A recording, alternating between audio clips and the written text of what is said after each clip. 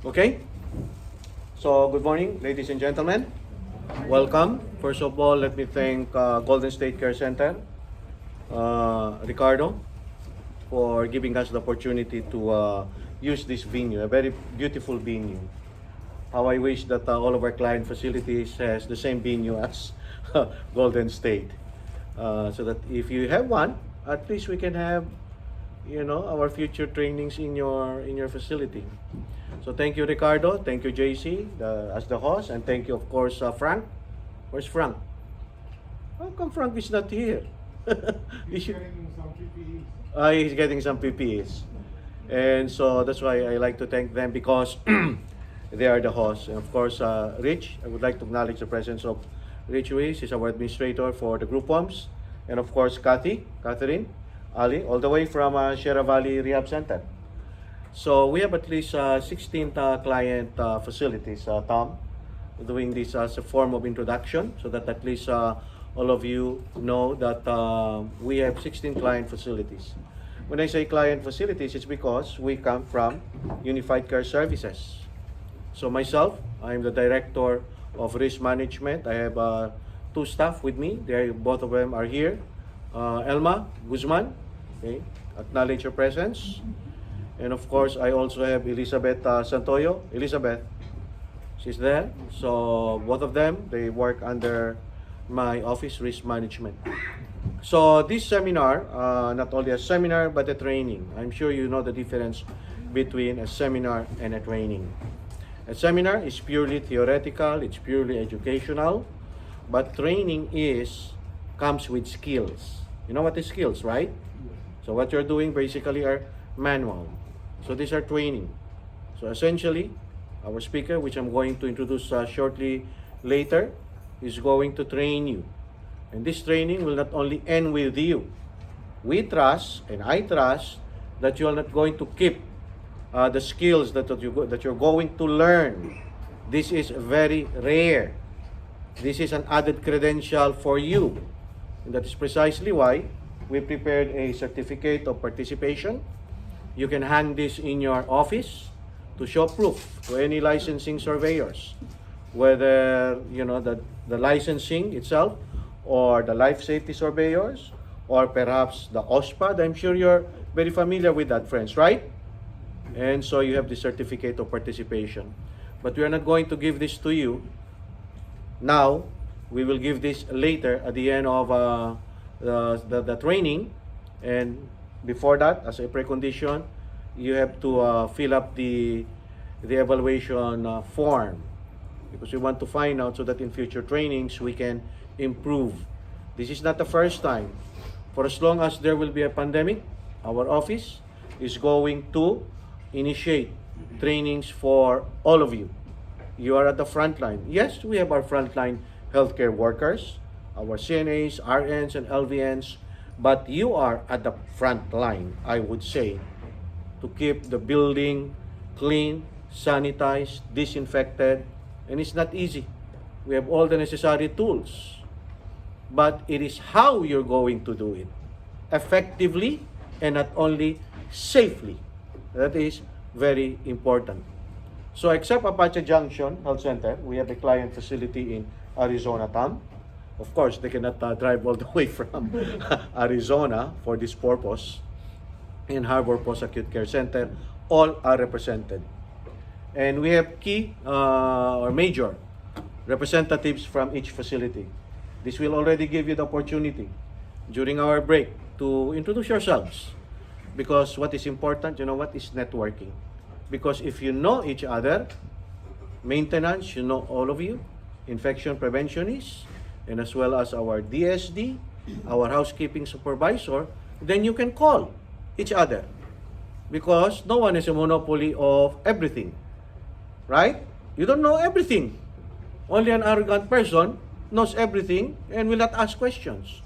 So perhaps there are certain lapses. So since you know now personally each other, then you can call, right, for assistance. So that is very important. So if I were you, get the phone numbers of each of your fellow IP, DSD, maintenance, and housekeeping so that in the future, you can keep in touch with each other. Okay? And so let me move forward with a brief introduction of our training today. So the resource speaker or the trainer, his name is Tom Lujan.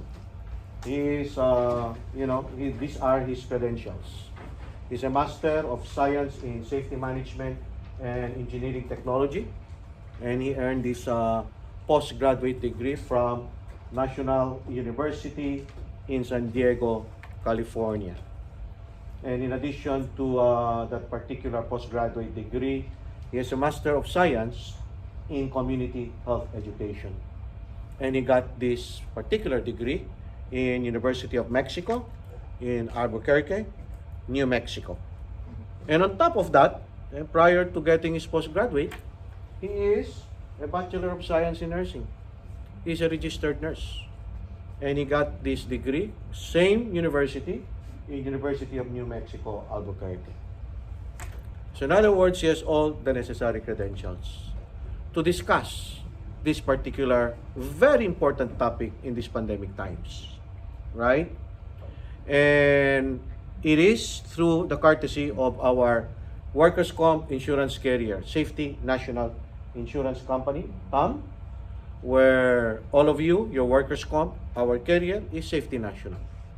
And we have a park money, it's parked there once a year in the amount of $8,000, and it is the discretion of risk management, Elma, Elizabeth, myself, to determine what appropriate trainings to be conducted for our client facilities. So we use the money, this training is free. But of course, our carrier is going to pay the company where Tom is connected with, which is Aspen Risk Management, Tom, right? Where is it based? Is it based in... It's in San Diego. In San Diego? Yeah. So Aspen is in Colorado. No.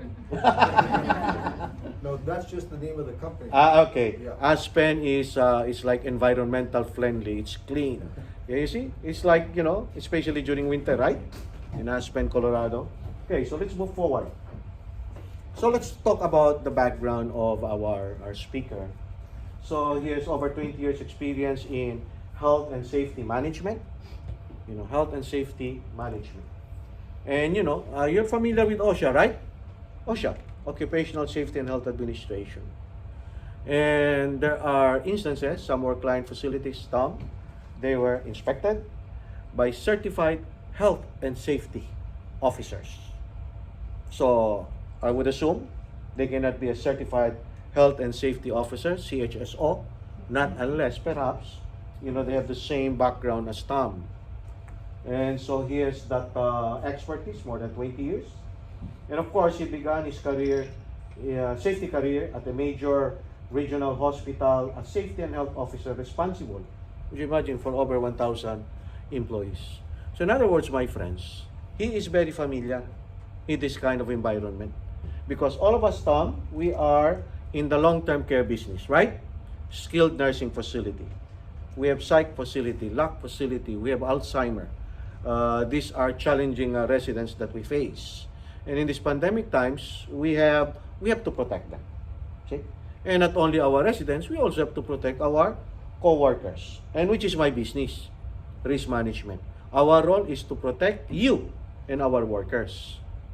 The QA clinical consultants that you have, like Aningala, Joe Barce, June Hernandez, Imar Bermudez, they are on the resident. So if there are issues regarding resident, please do not call us. We have nothing to do with that. That is not our business. But for workers, that is our business. And so he has conducted thousands of safety surveys and conducted trainings in numerous topics. So you see, he is the master when it comes to this. I'm pretty sure, Tom, if we're going to invite you to conduct safety surveys in one of their buildings, perhaps you might end up with some deficiency because that is his line. His nursing background provides him a unique perspective in evaluating workplace environments and providing guidance to employers on safety and health exposures. Because what we're talking here is exposure to the COVID. But this is not only for COVID, Tom, right? This pertains to any form of infectious diseases, any forms of pathogens, whether it is virus or a disease Yeah, there is a difference between a virus and a disease. So moving forward, once the pandemic has already ended, officially declared by the World Health Organization, it's done, we will still be confronted every day in our building, right? And you know that, nurses, that's not my line. So this training will still help you. This is not only exclusively for COVID. This is for all healthcare associated infections. By the way, we have a representative from Janitorial Emporium, right? Can you introduce yourself? Eric Zimmerman. Eric Zimmerman. Yeah. So all of you should be familiar with him. Our disinfectants, Tom, our products. Okay. The vendor is Janitorial Emporium, but he's here.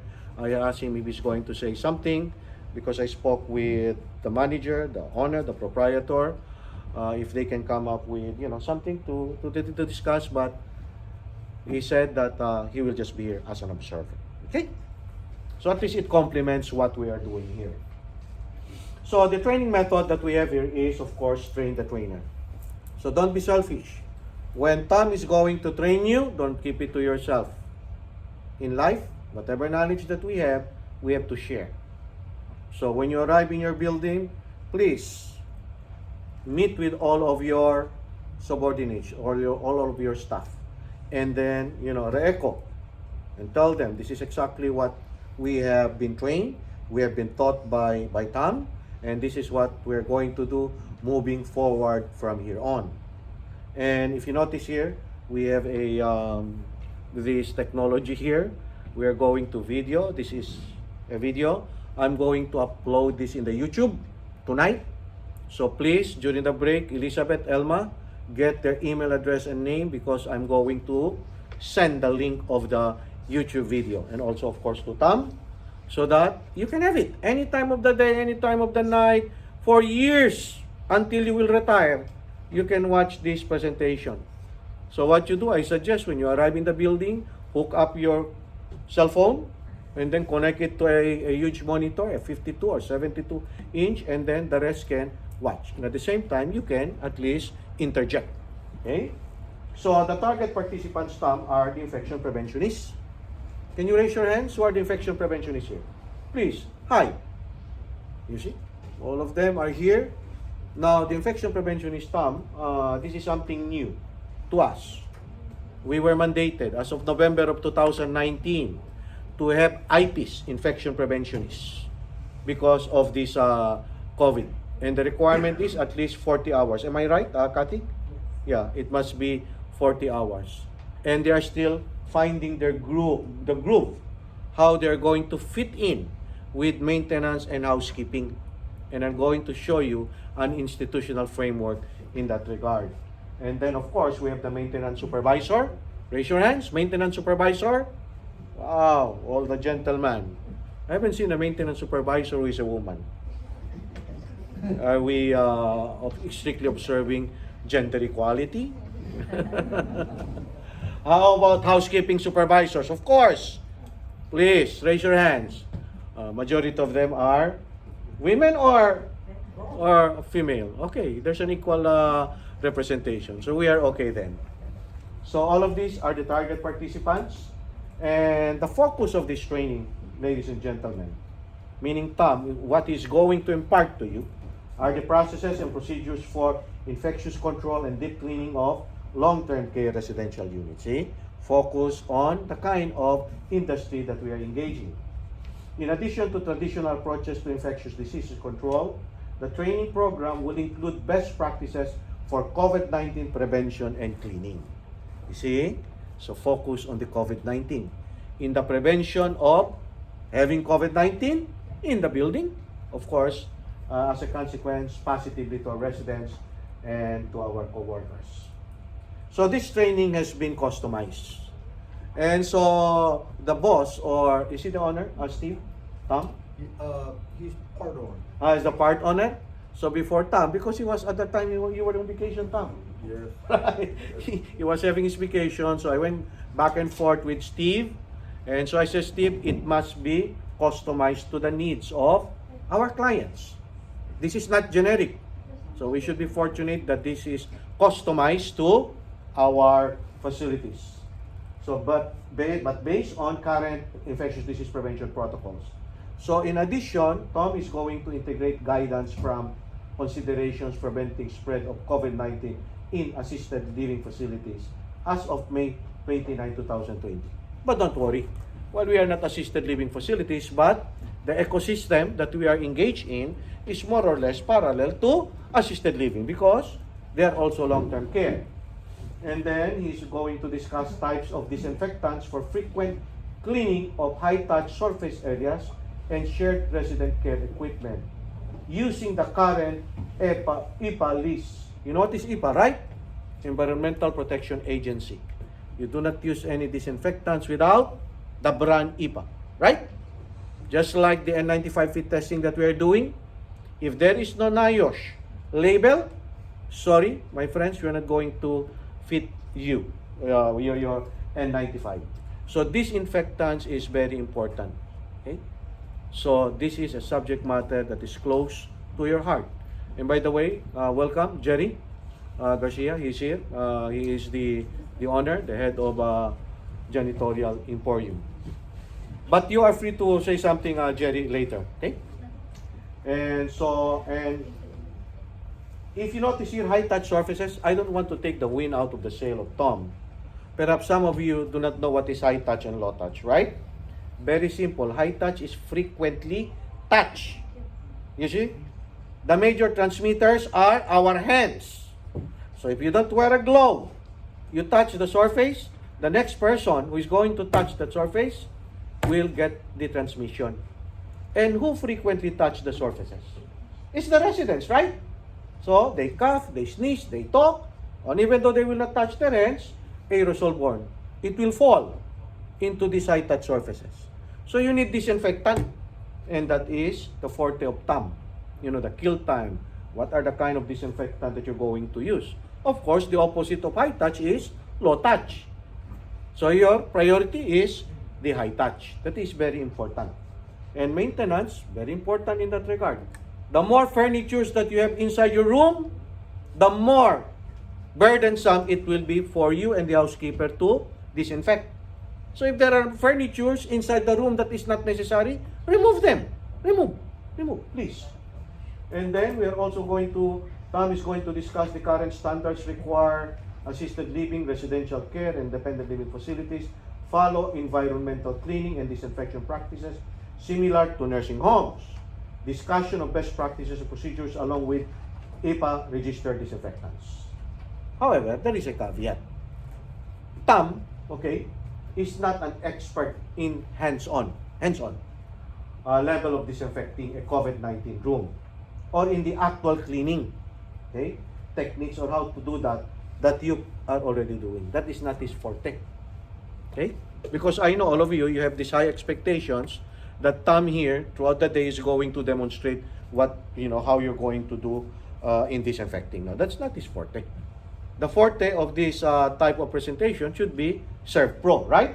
Serve Pro. These are the, we had that incident in Miravilla, but, don't worry. Because Tom, okay, will still have a hands-on training this afternoon. So there are 2 sessions, my friends. So one is purely seminar, educational, and then in the afternoon, after our break, we will go with the hands-on. And these are the following hands-on that is going to discuss. So these are the skills part that he is going to impart with you. Proper donning and doffing of PPEs, proper hand washing technique, proper mapping technique, disinfecting high and low touch equipment, cleaning from high to low. This is very important. Reading list and chemical labels. You should know how to read, what are the lists under N. EPA, what are these disinfectants?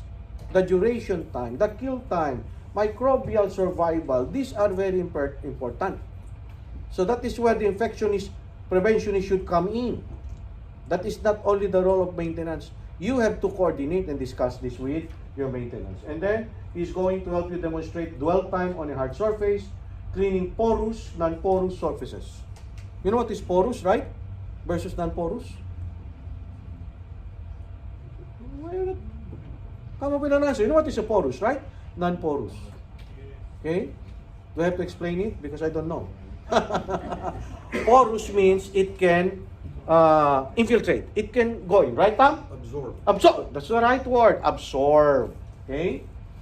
And then cleaning from outside to inside, disinfecting from cleaner to dirtier, best use of a cleaning cloth. I've already discussed this, but I'm not pretty sure if all of the maintenance and housekeeper attended my training. And Tom is going to discuss this with you. So, the expertise of Tom are the following: COVID-19, infection control in healthcare facilities, proper hand washing, least and disinfectant safety, using cleaning disinfection checklists, employee disinfection audits, developing a formal COVID-19 program, and of course the PPE, and then best practice theory behind disinfecting a COVID-19 room. So I'm about to end because I'm not your speaker, but I'm just setting the groundwork. So this is very important to me. This is my job. So our environment, okay, is huge, the environment. But one man cannot do this job. Okay, it requires a concerted effort by all the 4 major disciplines. Number 1, infection preventionists. And then, of course, the maintenance supervisor. And then we have the housekeeping, janitorial, and laundry. Do not forget the laundry. Okay? Include them. And then, DON and DSD, you are simply the support services. See? This is how it works. And our goal is to prevent or stop the transmission of healthcare-associated infections, i.e. COVID.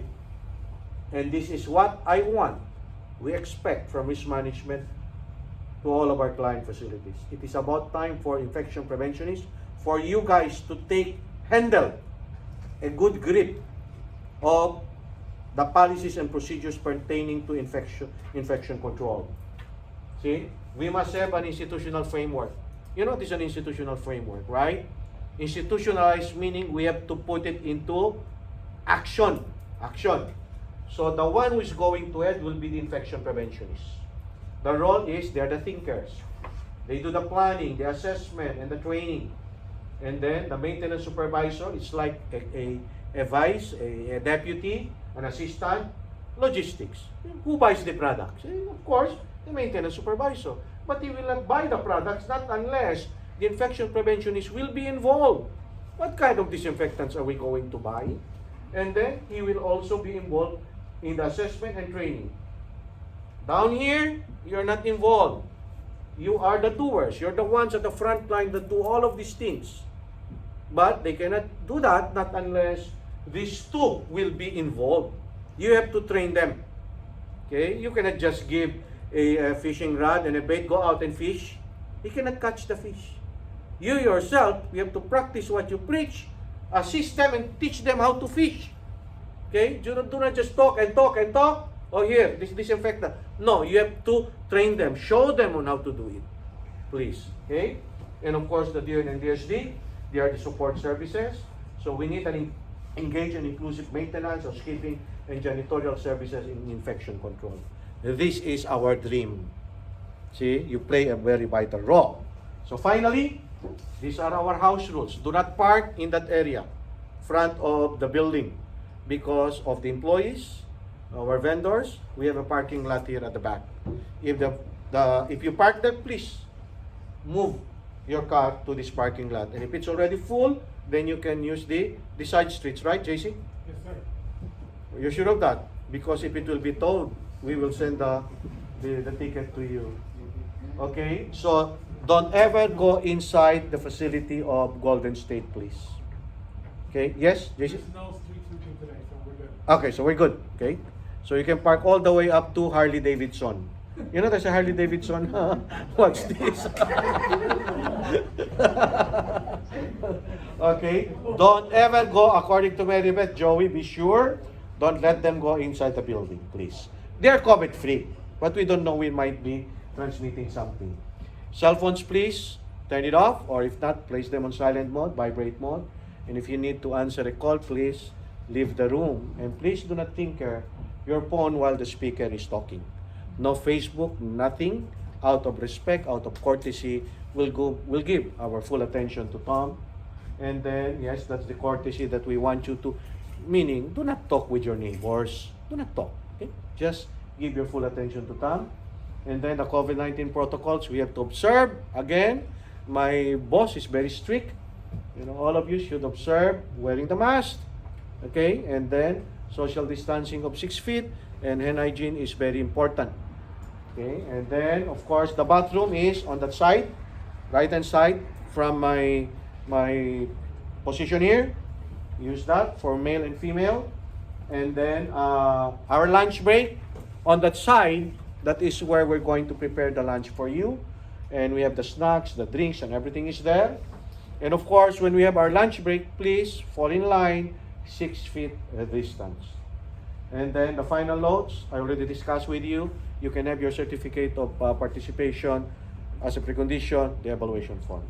So ladies and gentlemen, I love to talk, but this time, I will yield the floor to Tom. Tom? Thank you, Joy.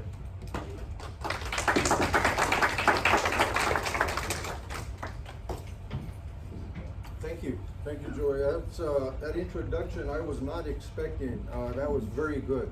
Thank you, Tom. Most of the time, people have just given my name and that's it. So that was really good. I appreciate that, Joy. Thank you. Disinfection best practices for COVID-19, okay? This is important. It's very important for your residents, but it's